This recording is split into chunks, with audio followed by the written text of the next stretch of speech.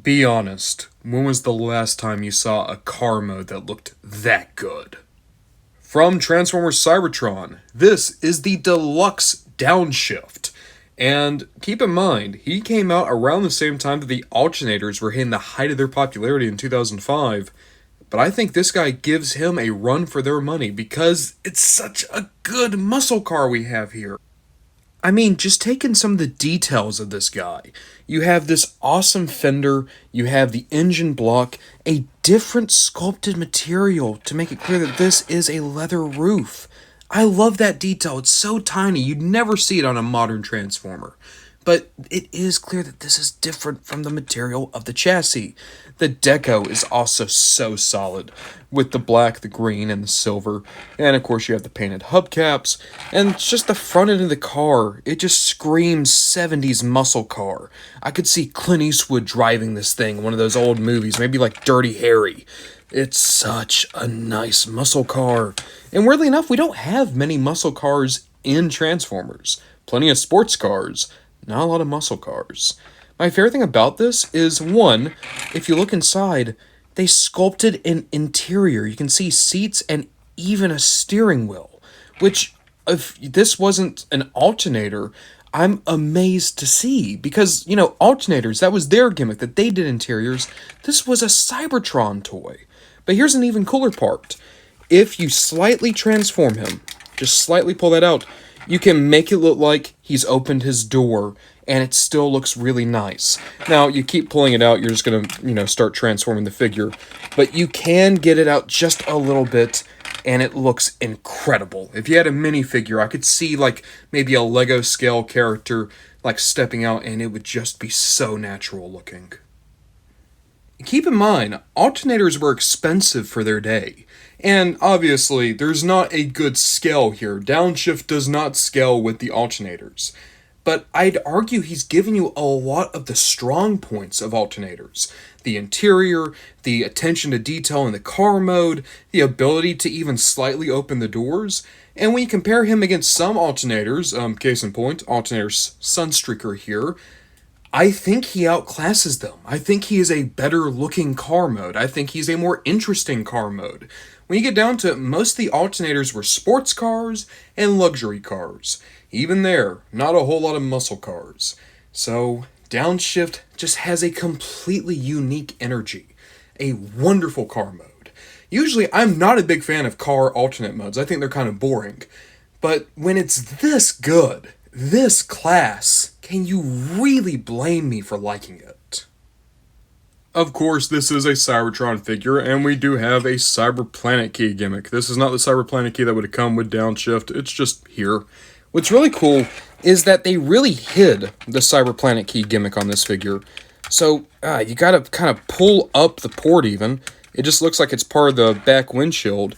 And then we'll insert it, and boom!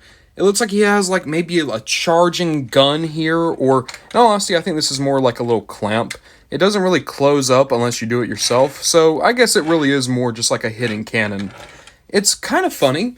I saw Few did a review of this guy years ago, and I think he made the point that it's almost like they were trying to hide the fact that this guy was a Cybertron toy and could have the gimmick. I love this. Most of the Cybertron toys, the gimmicks are very big and very obvious. This is so subtle that I feel like you could own this toy and maybe not even know that this is a feature of it. It is the best kind of gimmick when it comes to Cyberplanet keys or minicons, which is the gimmick so subtle that you don't need it to enjoy the toy, but the fact that it's there can be a surprise to you. I adore that for Downshift. And it does mean that, again, I get to enjoy this wonderful car mode. I will say, it is kind of hard to get him back into space. I will say, he's supposed to come with cannons. I don't have those cannons. But this is such a great looking car, I don't know if I need them to really be satisfied with this Transformer. With how much I'm gushing about the car, you might have to wonder, does the robot mode suck? Maybe it's not that great a transformation. And then it turns out, as good as the car mode is, the transformation's also great, and the robot mode is incredible. I do ultimately prefer the car mode, but the robot mode is incredibly strong here, with wonderful proportions, an entirely unique silhouette, and the funny thing about Downshift is when he first showed up at Energon, he was just a Wheeljack homage. Here, aside from the ears and the spring mouth, this is a completely unique guy. There's not really another Transformer like him.